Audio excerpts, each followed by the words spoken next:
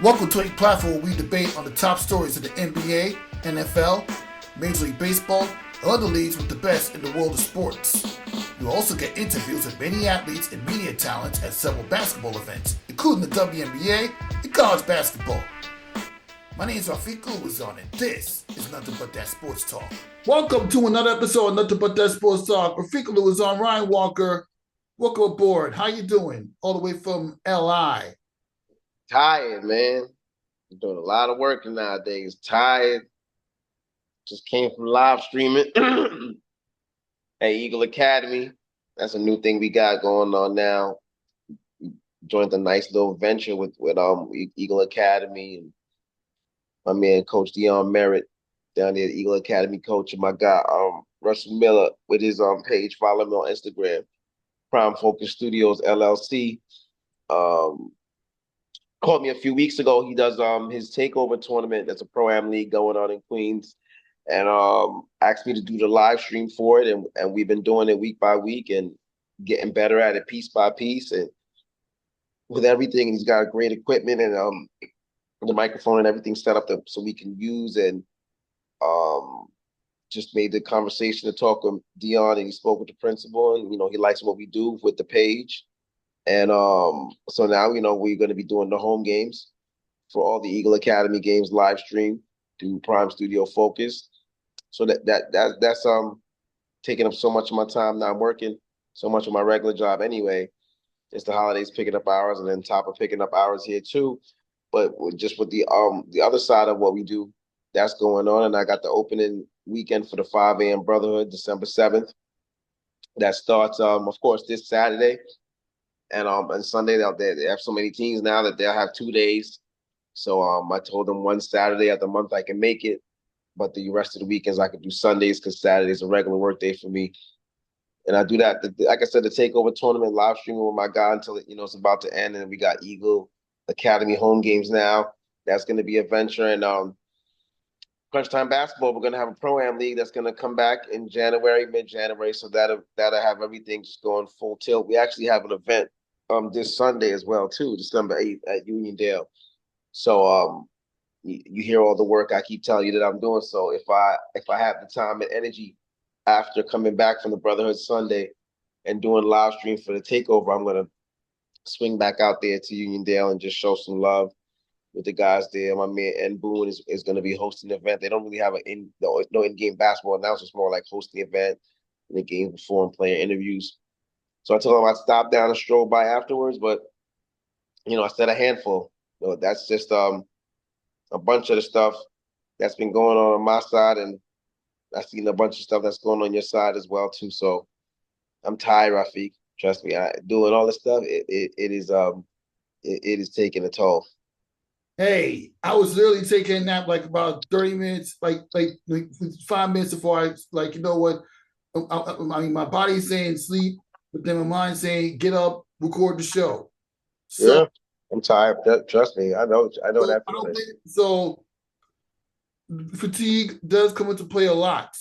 I was tired coming home yesterday, or a few days ago rather, because in case you haven't been, well, obviously as you've been following, just recently, the last time you and I was on the air, I was doing the Legends Classic at the Barclays Center where Texas came out on top after getting wins against Syracuse and St. Joseph's. Syracuse played well, and obviously Kai Anthony and Melo, WNBA champion Benigni Hamilton, and her husband Jordan Hamilton was on hand at both nights, witnessing some incredible college basketball. And even though the fan engagement wasn't as high as the Liberty games in general, the fact of the matter is the games are exciting. And that's what this week Dave Joyce, Jaquan, and Arnie and Franklin from Dunkyard were preaching. Some exciting basketball.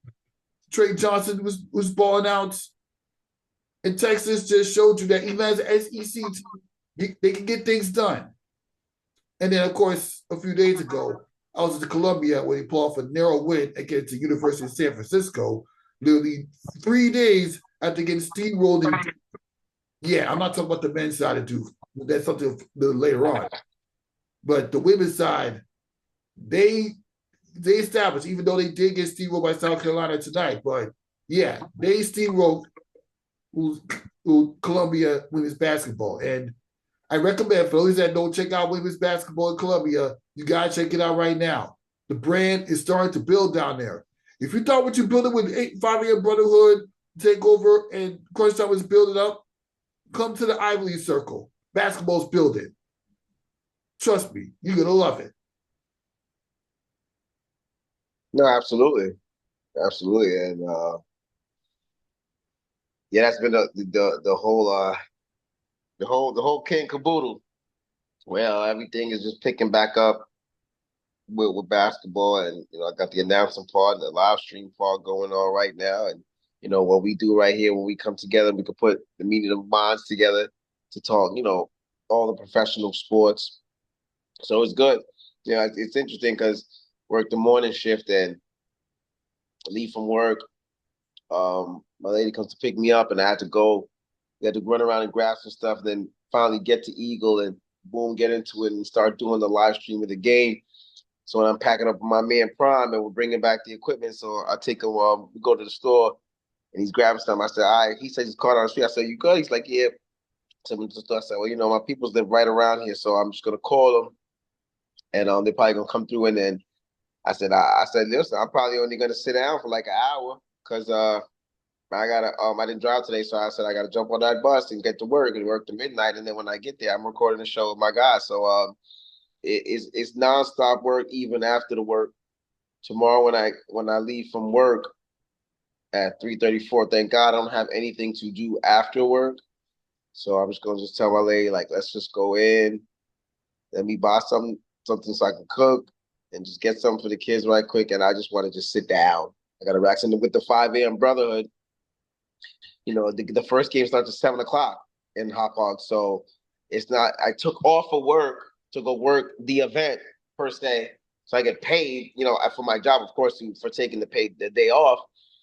And then, of course, my man John with the Brotherhood takes care of me. So God bless him for that too, of what they do for the 5 a.m. Brotherhood. And they got this season going to be big time. He's already made sure he let me know a lot about the things that's going on, and I can't wait. They're actually going to do a media day on Saturday too. My man Mike Walker, follow him on Instagram, Fidel Photography. My man Mike Walker doing a lot of things in the games. He's got a lot of good lanes with Max Preps. He's got a lot of good connections with Core Connections, and he does a lot of stuff with. So he is going to be doing the media day there. So the game starts at 7 o'clock. So even with my Saturdays, like if I don't ride, Mike Walker's gonna be going down for media, and he doesn't live too far from me, so if he's got space in the car, it's like, yeah, Wade, you ride down with me. But if not, because he's got to bring a lot of media equipment, then I'll have to drive. So if I have to drive Saturday, okay, at least the first game starts at 7, so that means at least I probably can sleep a little bit to like, you know, 5:15, 5:30 stretch was like a normal wake up day for me. Because especially when from where I'm at in Queens, you know what I'm saying? When I'm like I said, when I'm with my lady in Queens, different when I'm in Hempstead and Long Island still. When I'm there from Queens on a good day in the morning with no traffic to get out there is like an hour, nice little, hour. You know what I'm saying? For you can be 45 to 50 minutes if you're smooth and no troopers bothering you and everything's straight. So it takes time and then go out there to just have that energy to do what I do. 7 o'clock in the morning is great. That's another reason why a lot of the guys in the league love me, and they caught a connection to me because I was able to bring that basketball energy. Like you see, like a guy, like all the announcers, we all try to do that, but like a Ching, how he's bringing that energy, and energy's always been a part of what I do with announcing per se. But bringing that energy 7 o'clock in the morning for basketball is not easy, and that's what I was doing for them several weeks, on weeks in. So that'll start off Saturday. So it's a busy weekend. And like as soon as I leave from there, I'm gonna shoot out to Queens, and we have to take over with the live stream. So I think the last game on Saturday is at 4 o'clock, which means what 5:30 will be out there. So by the time I get to the house and run around the kids and do this again, boom, boom, boom, sleep. Sunday morning comes. The first game's at 8 o'clock in Hop Hog. So shoot back out there again, and then shoot back to Queens to do the last part of the takeover. So, like I said, if I have the strength and the energy and I'm up for it, I'll drive back out to Long Island just to shake my hands up with the league. I'm actually going to try to see if I probably could just stop by first and then say what up and then shoot out to the takeover. So we'll see how the whole weekend goes. But somehow, some way, there's a lot of work that's going to happen, and that's what we got to just continue to do. So he was saying to me, he's like, "Yo, man, I don't know how you do it. You going from one to the next and one to that." I was thinking, yeah, you talk about how you know how to do it. I was thinking the exact same thing when, well, you have your first taste of the broadcast of a live stream. I mean, you were the broadcast live streamer and the stat member combined for Takeover. When I saw a glimpse of the Takeover League, make no mistake about it. Those guys, they're well established when it comes to playing basketball. But we also learned, obviously, in every basketball league, there are going to be times when little scuffles happen, but you got up and managed to settle it down, and they got back to playing the sport that they love. When I was watching a live stream and you was rocking that red sweatshirt that you told me that you wore, I was like, wow, Ryan Walker. I'm thinking to myself, you would not be doing that if you was broadcasting for ESPN or Fox, being able to get up and break up a fight. Well, you have for ESPN or Fox or those guys, you have a different amount of security and people on the side and so on and so forth to alleviate and break those things up. But you don't, hey, Shadow, what's up? But you don't have all those guys doing that when you're not at, this event and the stuff that we're doing is kind of like, with the takeover tournament, we're building and doing stuff on our own. You know what I'm saying? So a lot of the guys that we know we do stuff with, we got to make sure that, we police it and govern it ourselves. And that's why, at first I didn't want to even get up to get involved with it personally. I didn't want to get involved with it. I just didn't want it to get, crazy. We got a Pro-Am league. We got the site there at Eagle Academy, which is a good site. Dion Merritt is there with the real skills. He's the head coach there. You got Haas, a big time official working for ISA and does stuff for ISA for the last 30 years. So he's a part of those realms. And you just don't want to have something like this that, my God, is starting to start up and for things like that to end the whole league. And I get why everything happens. I see why guys got heated.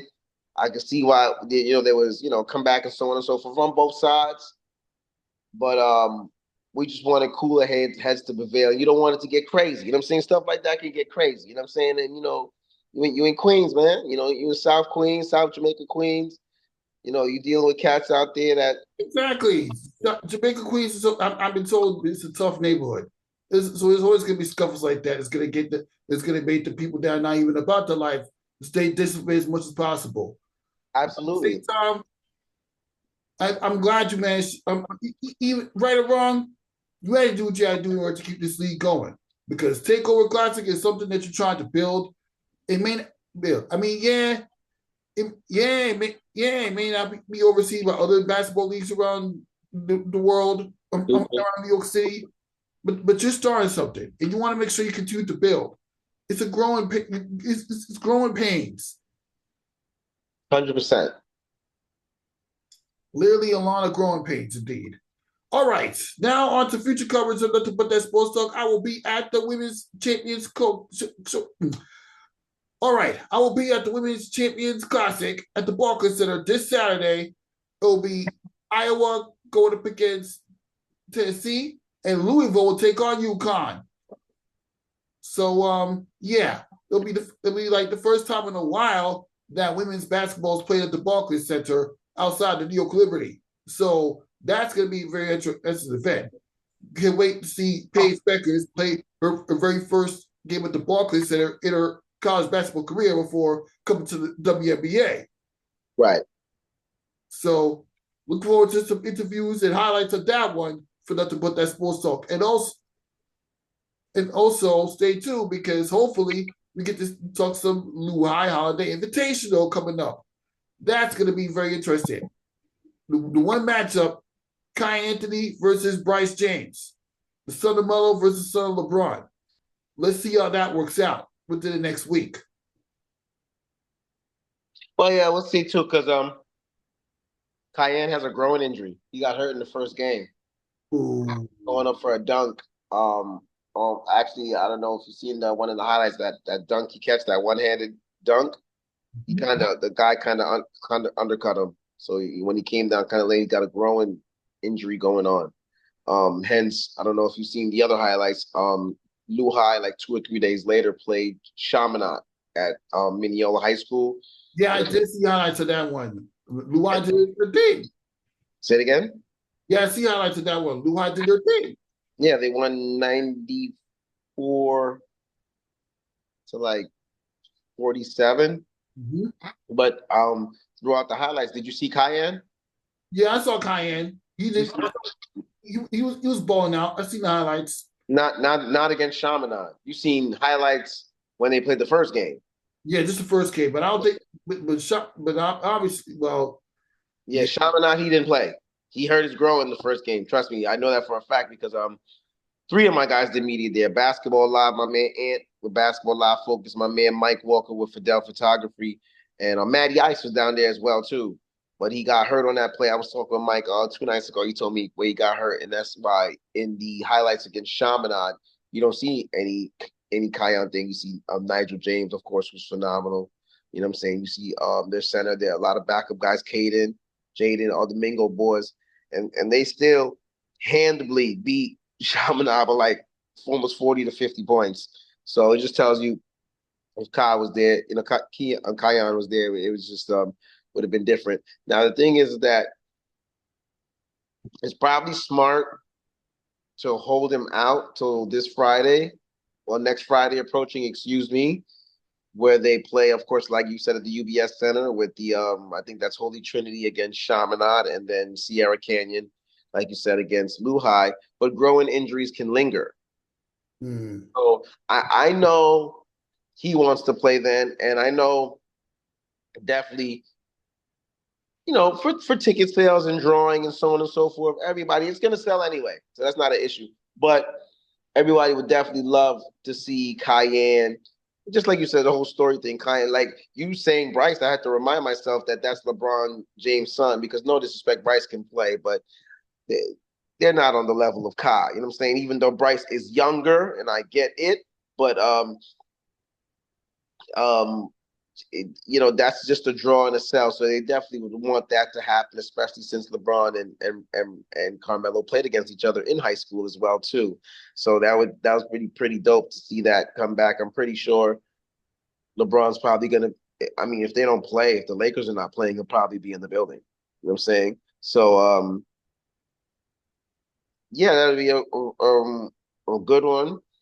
And as long as the injury is not lingering, we should see him Friday. If it lingers, if he can't play and doesn't play, that means that, it's taking a little longer and he can't get out there. As a matter of fact, can you check to see if the Lakers are playing next Friday? Yeah, I'm looking at it right now. Yep. Oh, the Lakers do have a game. The Lakers do have a game next Friday on the road against the Minnesota Timberwolves. Yeah, so he can't. So Pops can't be there. So that's gonna stink. Yeah, that's gonna stink. LeBron has to miss. Yeah. I mean, listen, the Lakers paying you a lot of money. You got to go to work. Yeah. Yeah, that's gonna. Yeah, that will come into play. Oh, December 13th.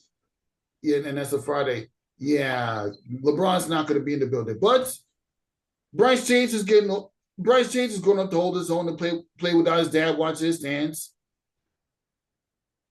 I mean, you got to play your game. Got to play your game. So yeah, we'll see what happens next week. I know. I actually did sign up for those media credentials like you sent me, so hopefully you get yours too. I'm not too hard pressed and crazy about it yet because I'll figure it out to get in and be in the building. I know I'm gonna be in the building anyway, so yeah, that's fine. I mean, I already took context about it, but yeah, that's fine. But we'll talk more about that off the air. Yeah, that's fine. We'll talk more about how we could about getting in there. But all guys, I'm getting in, so I'm not worried about nothing. But stay tuned. This is all I'm gonna say. if it comes to fruition, it comes to fruition. But all right, now onto some WNBA news. Obviously, you're aware that you're gonna have 2 more teams come into the league, or 3 more teams rather, for the next 2 seasons of the WNBA. And they finally announced the name of the Toronto WNBA franchise, and they're going to be called the Toronto Tempo. I'm not kidding.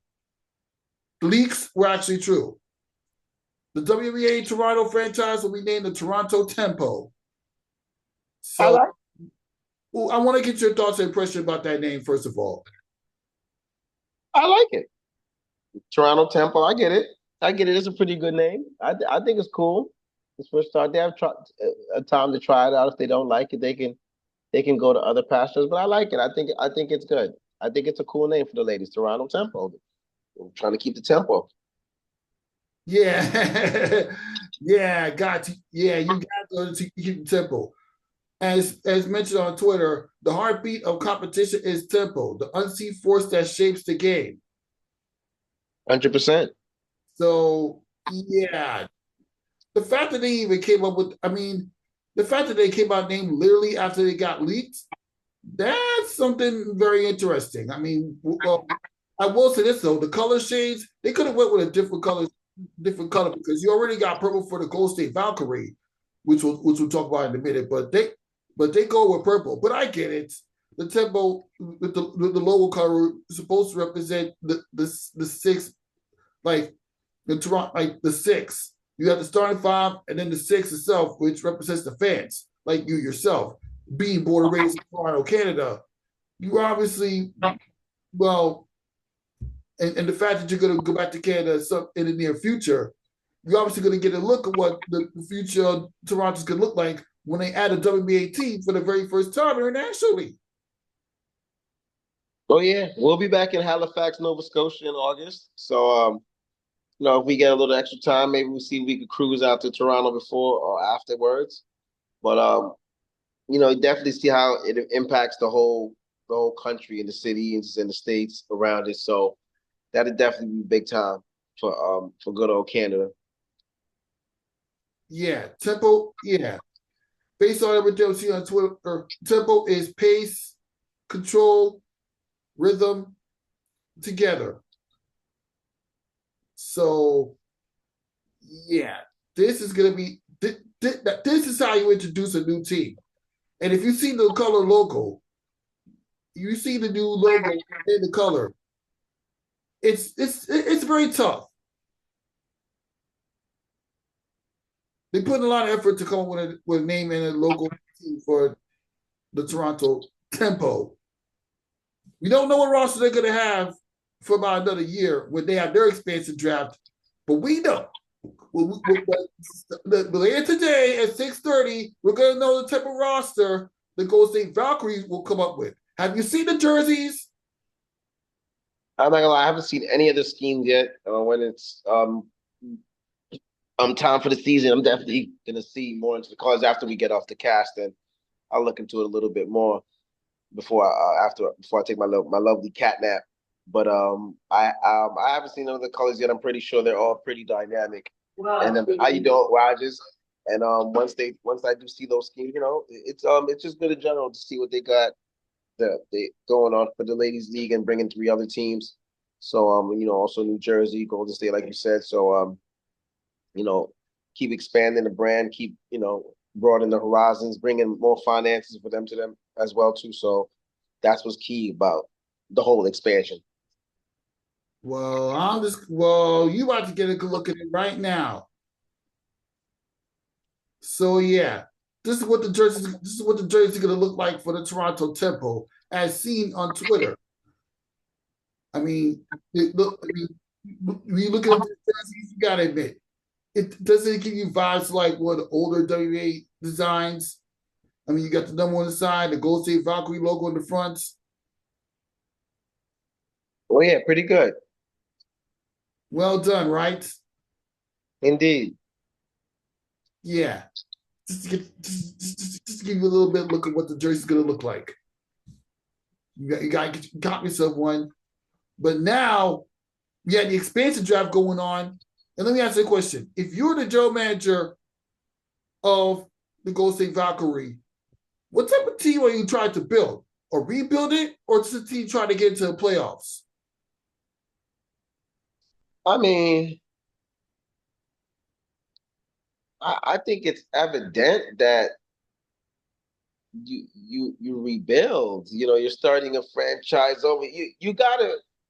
You, it not saying it can't happen, but serendipity kind of gives you success early. I mean, sometimes people might, the Aces came in early and they were really good early, and they were fortunate even before the Asia Wilson thing when Liz was down there to actually get to a finals, right? Or get close to it per se. So they were competitive.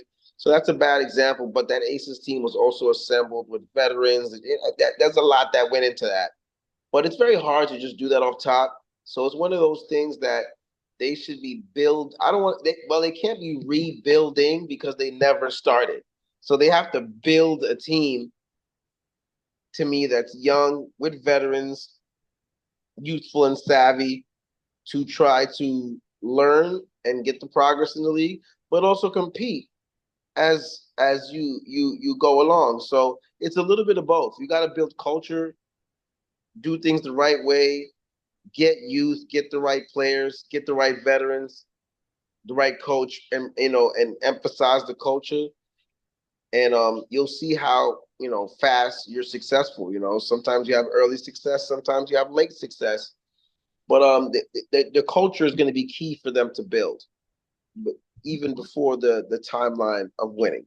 And we clearly see that it's not easy to win in the WNBA and win a title. Hence the Liberty. You see how many years it takes time to get there, and there's many teams that have won and haven't won for a while. Again, it's very, very difficult to do so. So they just need to crawl, go one step at a time, and build the culture. That's a very interesting point. And it's going to start like this. And obviously, I've been reading the info, and I know you've probably been on tabs too, but basically between the expansion draft, they're going to pick at least one. They're going to pick one player from all 12 teams, which means somebody from New York Liberty will end up going to the Valkyrie and starting the franchise there. Mm. You got to pick one play. The way expansion draft goes, you got to pick one player from all 12 teams. And then after free agency, they do have the option to trade whatever player that they pick for another player, which is beneficial too, because Jewel Lloyd was out of Seattle. But that's a whole different story. Yeah, it's a tough one. And yeah, that's pretty much a little summary of what the expansion draft is going to go, since this is a very new team. The team is brand new. And they've already announced their schedule earlier this week. And they will start the season and play their very first home game against Los Angeles Sparks on May 16th. Okay. Who's that? The Toronto Tempo? The Golden State Valkyrie. They're going to have their very first home game against the Los Angeles Sparks on opening nights. And the New York Liberty will have the ring ceremony in their home opener against guess who? The Las Vegas Aces.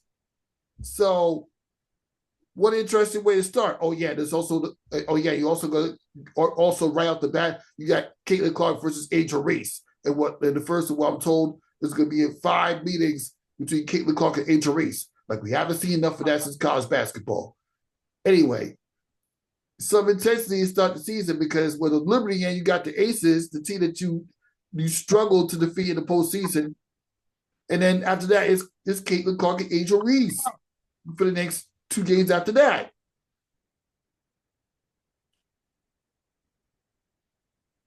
So, yeah, that's pretty much it for WNBA news.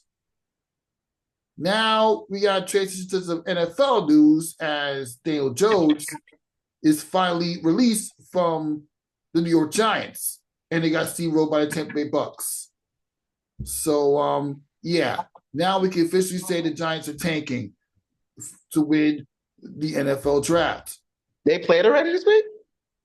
Yeah, they played last Sunday against the Tampa Bay Bucks and they got steamrolled. No, the Giants just played the Cowboys on Thanksgiving Day.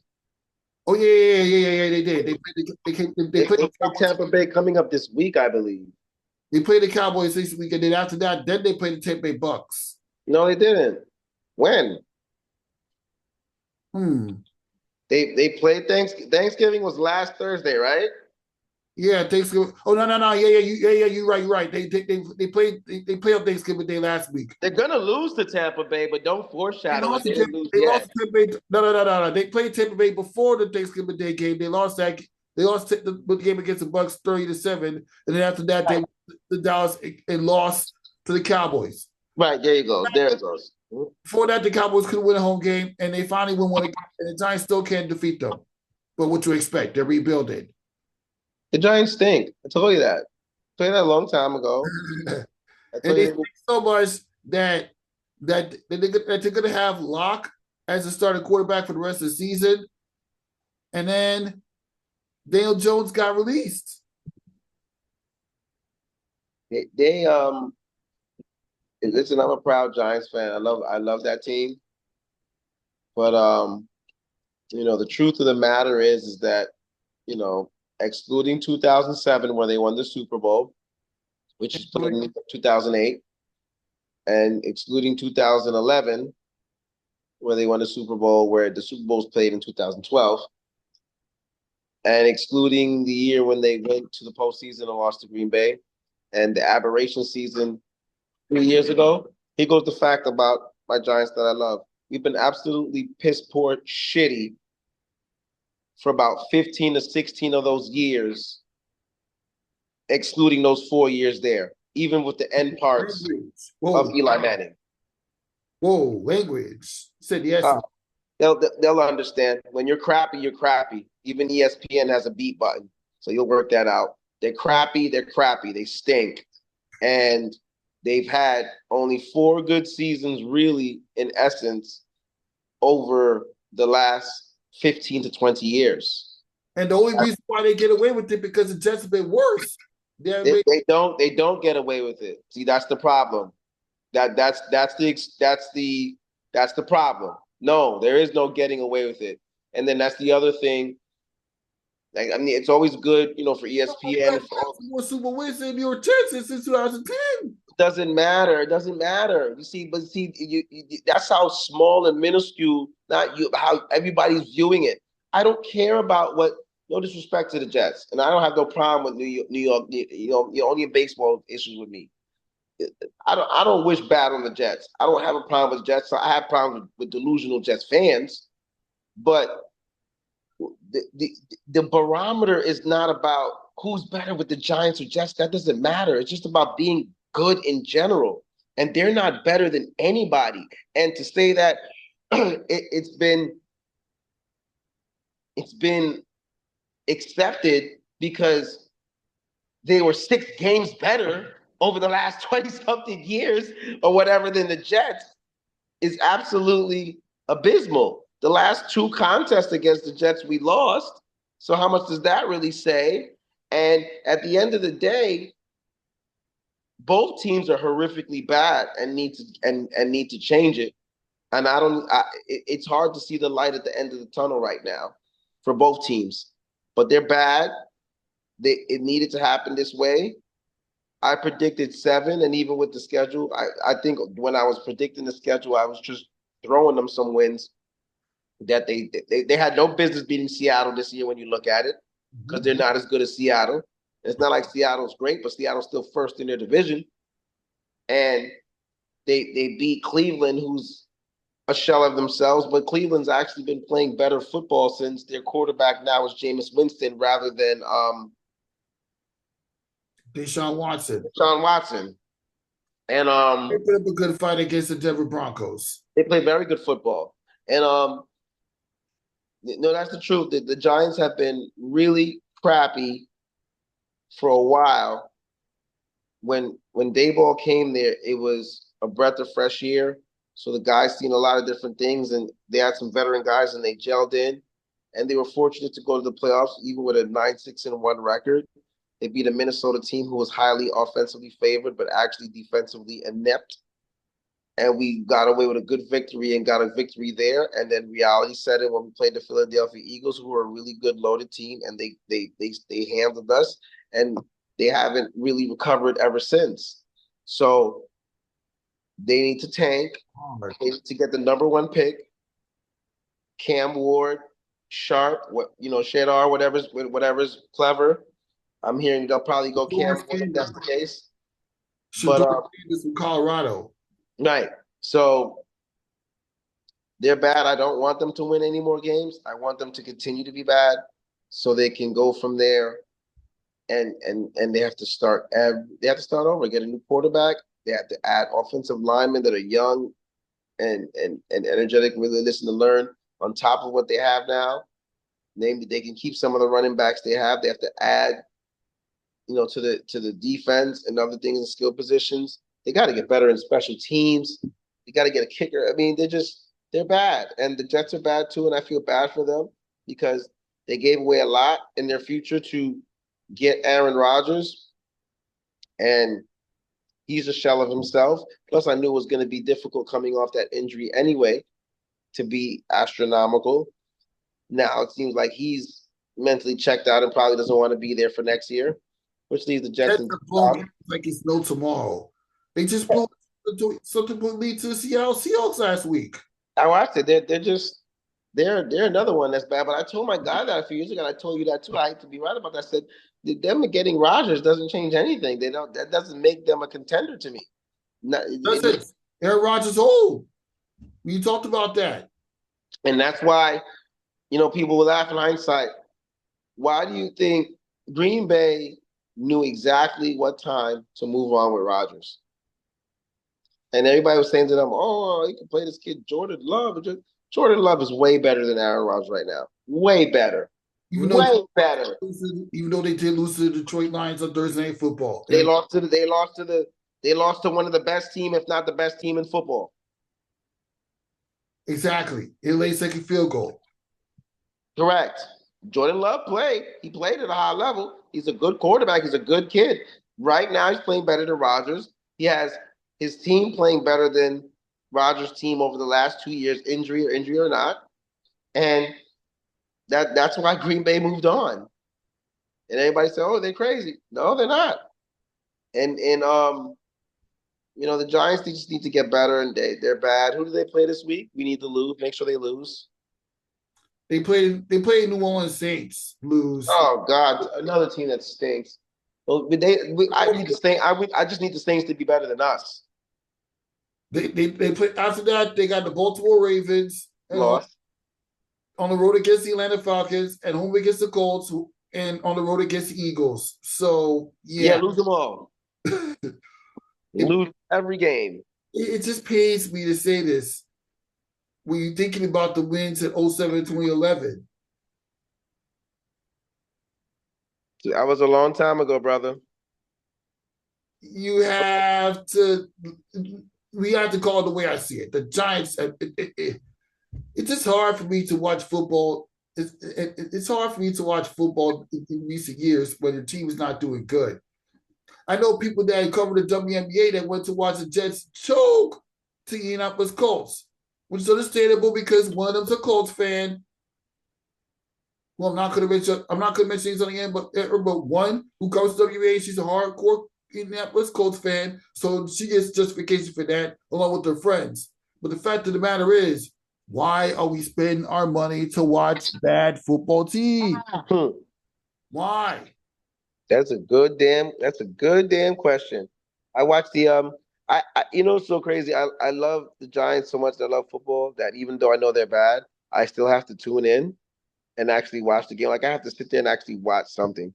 I got to yell at somebody for at least a couple minutes. And but I just know how bad they're bad. They're everything that could go bad. Jones didn't play well. The field goal kicker gets hurt earlier in the year. It affects the special team. The punter I got hurt at one point. You pay Drew Lock $5 million to be the backup. You don't play him the right time. You put Cole cuts in. I knew that was a bad decision. He's not an NFL starter. He's not ready, and he probably will never be ready to be an NFL starter. He'll always be a third string or a second string guy. No disrespect him. He had a great career. He found a way from Don Presco Prep to do well there to get to the NFL. He's overachieved. But just the decisions that were just bad to make.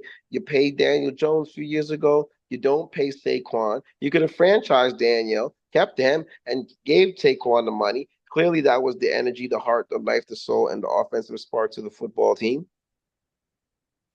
The defense is trying to play as much as you can, but it doesn't. It only hurts when you got holes. You got a good front seven, but sometimes corners play well, but they're young. They make mistakes too. It happens.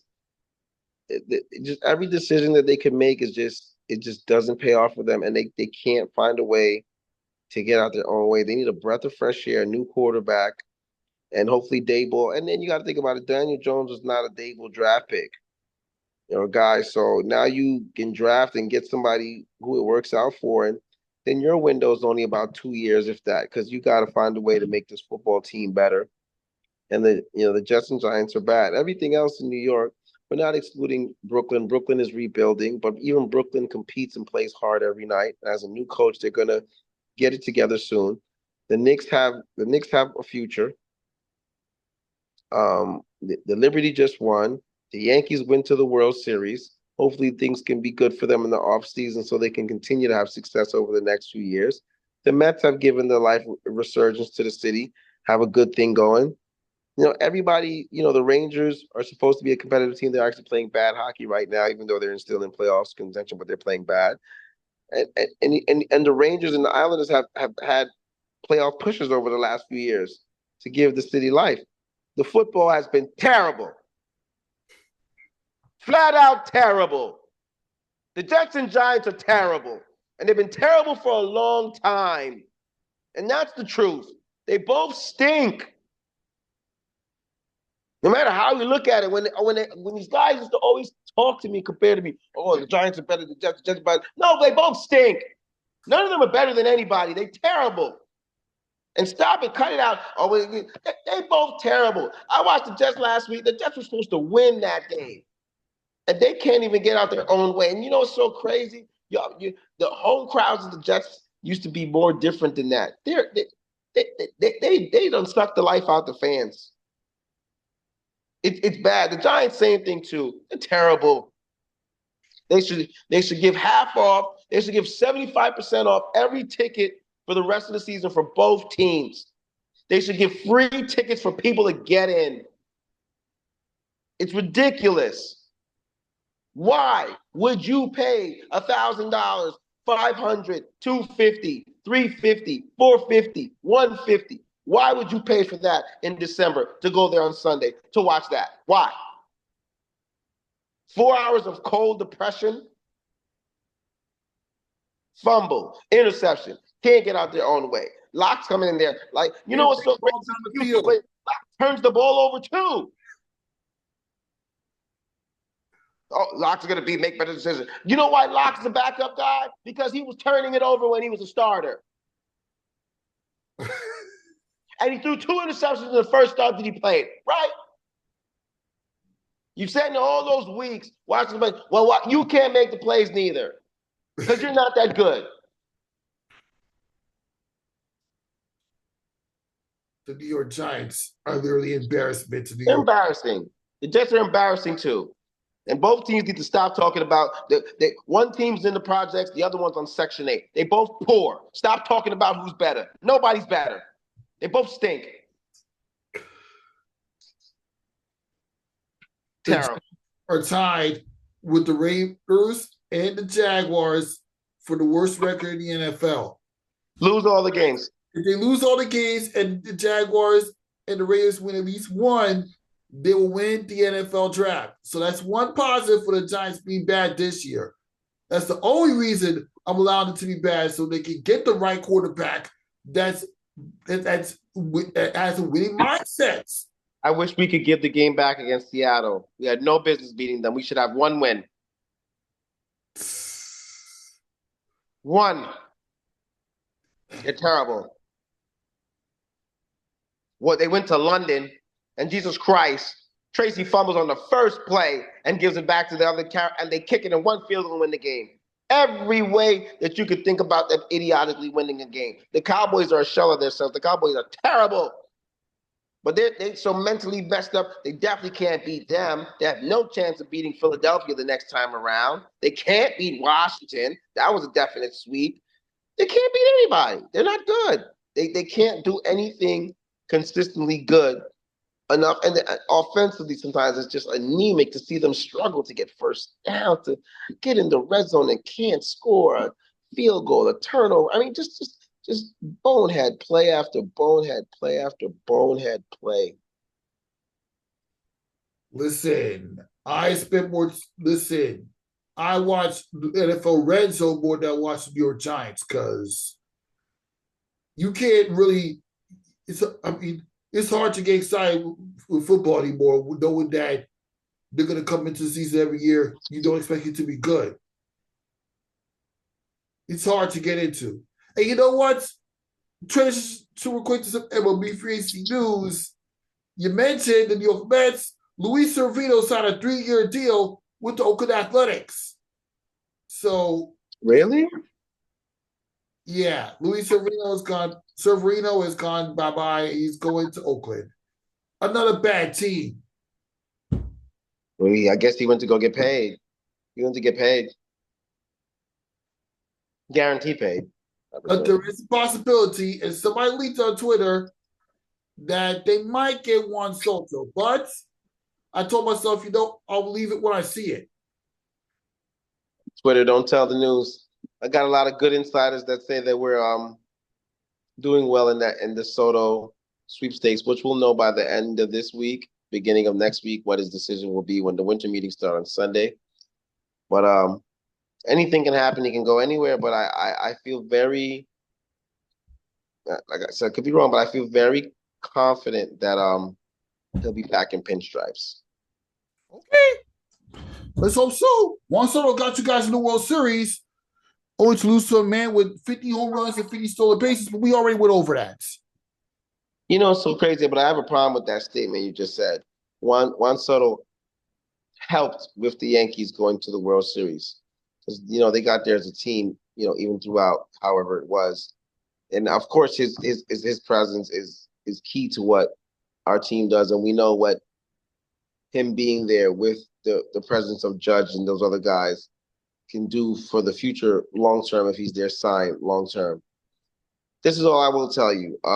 The same economics that the Mets and everybody else threw at him, we threw at him too, with many different offers and many different options. So I know the Yankees weren't shy about the money. The truth is that Soto loved and enjoyed being a Yankee. And as long as the Yankees come and close or in range or exceed what others are going to do, he's going to stay a Yankee. So it's really us to lose him, even though he's opted out for free agents. You have to try to go to see how much money and get the most money you can get, 100%. Did the Mets throw a good pitch at him? Of course they did. Of course he's thinking about it. Of course he's interested. But that's why the Yankees are doing their due diligence the right way to make sure everything can work out the right way as well, too. So, like I said, hopefully it works in our favor where he comes back. If he comes back, I know for the next 10 years, the Yankees will be in very good position to do things. And they still have money and a lot of flexibility to sign other guys to fill in a couple holes on the baseball team. But like I said, I know that he enjoyed being a Yankee. He wanted to stay a Yankee. His family enjoys New York and wants to stay a Yankee. Most of the smart insiders got it right where he wants to stay on the East Coast for baseball, where he's been most of the time, excluding the time when he was traded to the Padres. And we'll see how everything pans out next week. But I do know that the Yankees did the right thing. They said the right thing. He's interested. And he wants to remain a Yankee as long as everything makes sense. That's all I do know. Yeah. Well, in the next couple of days, we're going to know where Juan Soto goes. That's going to be very interesting. Correct. All right, now we get some this week in college basketball news. As well, you had some upsets brewing. But Penn State managed to pull off upsets against Purdue, and then Creighton managed to beat another number one seed for the second season in a row. Only this time, and Aaron for the Ball Journals, not gonna like this. It's Kansas. Oh wow. College basketball, man, holding on to number one is like holding on to water with a balloon in your hand. And then surprisingly, UConn, the two-time defending champions, after losing all three of their games of the Maui Invitational, they did bounce back and get a win, but they're still stuck in ranked number 25 in the country. Yeah. I like that. I like that. Jackson, North Carolina put up a decent fight against Alabama, but they lost. But Duke managed to pull off a victory. So, yeah. It's hard to win, man. And I know that I like Danny Hurley. He was complaining so much. He said he's never going to invite his team to the Maui again. Huh? Danny Hurley was very bitter about losing into the Maui Classic. He said he's never going to have his team play or come get invited to the Maui Invitational again. Ooh. Right. I know that press conference was interesting. I was wondering why he said that. I knew there was one or two. I didn't know they lost all three. So, and it's so crazy. I really respect UConn, and you got to respect the UConn's basketball program. And they've done a lot of things. They've beaten my winning brand. Yeah, but you know what's so crazy? With Danny Hurley and these guys, they win so much, and that's always been Danny Hurley.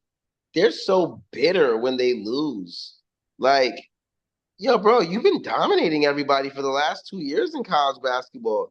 You lose 3 games in the Maui, and then all of a sudden you don't want to come back. If you would have won those 3 games, would you have said the same thing? Nope, you wouldn't say it. So, that one I just thought was really comical and cute. But that's Danny Hurley. And, losing sometimes with situations. College basketball, bro, let me tell you, like I said to you, it's like holding on to water with a balloon in your hand. It's just very, very difficult. And tell me about it. In the SEC ACC challenge, SEC dominated on the men's side, and for the women's side, they're ahead slightly. Right. There's a lot of good players in college basketball right now, and there's a lot of really good teams. So, and to continue the update, LSU for the women's side, LSU pull off a comeback win against Stanford. Wow. And Notre Dame managed to get an overtime win against Texas. Hannah Hidalgo managed to put up 30 points against Madison Booker, who had 20. Yo, that girl Hidalgo is nice. Yeah, man. She can shoot. She can ball. She can credit too. That's them Notre Dame girls, right? Mm-hmm. No, that's the best that's the best backcourt in the nation. I'm telling you this. Are we talking about the same Hannah? Hannah Hidalgo, number 21? And her and the other guard? That's the best backcourt in the nation. I promise you that. I stand on it. I ain't saying I just know you can't find another 2 starting guards that's better than them girls. You can't. You really can't. And you know what? They're going to be one of the favorites to win the NCAA tournament. Yes. Mm-hmm. They're going to be a team to watch in March Madness. Hannah, come on, man. Hey, no, Tanner. Oh, I meant to tell you too. We'll switch topics. You see you got one of my guys, my guy Devin Clark from Brentwood, transferred back into Canarsie. So he's on Canarsie now. You'll see him, a 6'8", tall kid. Canarsie just steamrolled through their first 2 games. They beat South Shore. Yes, they did. And the freshman, Xavier Simpson. Watch out. Canarsie be coming. Yeah, Jordan. They filled up. Man, they started to fill up the seats. They filled the seats at capacity when I went to my alma mater tonight. Man, they were at capacity when I tried to go. I was like, I'm gonna leave it alone. Yeah, no, it's big things going on there. It was standing room only. They did well. The big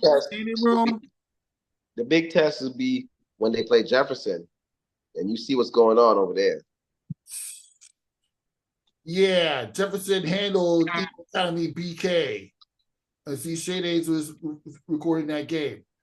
They beat the crap out of Eagle Brooklyn. Yada had 47 points, 16 rebounds, 10 blocks, and was it 10 blocks, 10 steals, no 10 assists. Connor had like 20 something. I mean, Connor won PSAL Player of the Year last year, but it's clearly going to be Jada to win it this year. The kid is extremely special. Mm-hmm. Mm-hmm.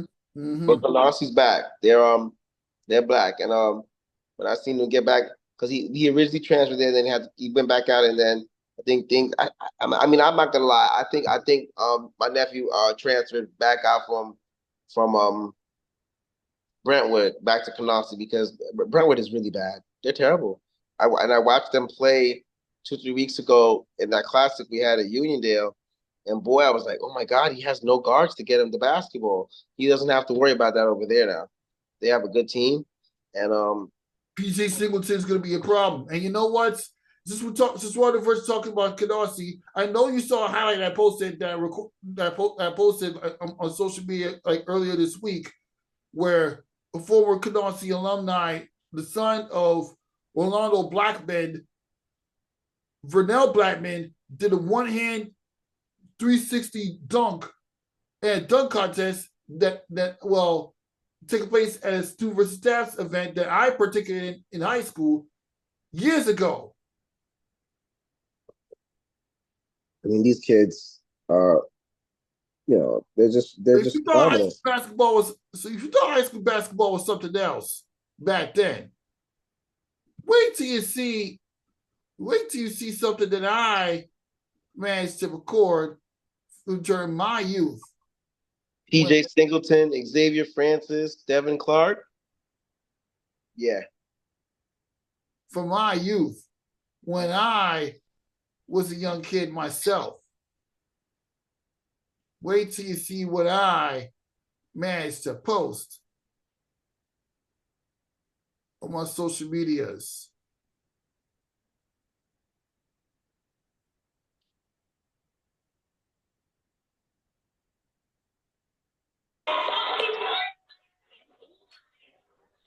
Watching?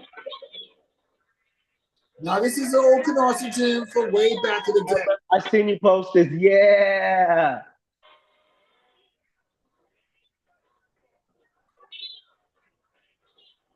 Mm-hmm. Mm-hmm.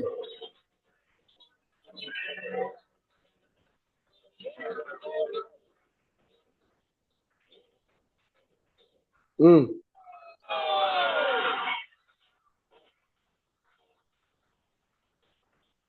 Now I see.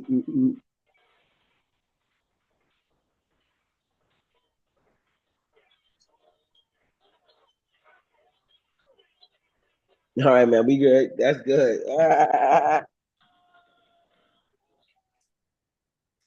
Yeah.